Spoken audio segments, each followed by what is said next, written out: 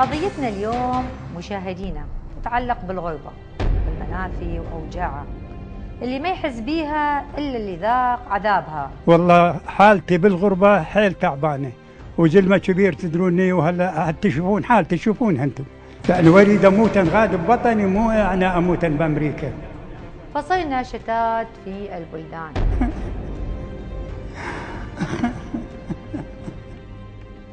اريد موت غاد بعراقي، والله تشوفون انتم وتدورون بالكم علي. كان المالك وكان المسؤولين كلهم، انا امهم انا اختهم، ويديرون بالهم علي ترى. واريد موت غادي يم بنتي ويم خواتي ويم حبايبي. ابو عادل ما يحلم شيء، تحلم فقط تعود للعراق. عيب علينا كسياسيين، نحتاج مراجعه حقيقه، مراجعه انفسنا. لماذا لم تضعوا ميزانيه للفقير، للمسكين، للمريض، للناس المهجرين اللي يريدون يرجعون لبلدهم؟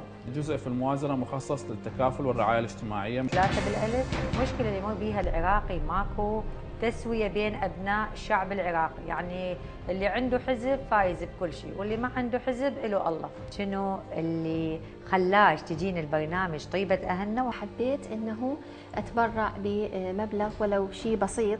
تحمل المسؤول العراقي سبب هاي الاوضاع المأساويه اللي مر بيها العراق؟ شلون احنا مثلا ننفي مسؤوليته اذا كان اصلا الشعب في ذمته؟ كافي صراعات سياسيه على الكراسي والشعب مثل ما يقول جوعان. نتمنى انه السياسيين ايضا يدقون بابنا، باب طيبه اهلنا، ويجون بالفعل يفتحون جيوبهم ويتبرعون للمسكين الفقير البسيط. طلع اسمه بالمنحة المقدمة من المنظمة العالمية. هذا المبلغ هو سعر تكت طيارة له وزوجته. الدال على الخير كفاعله، ونحن معكم بوابة خير.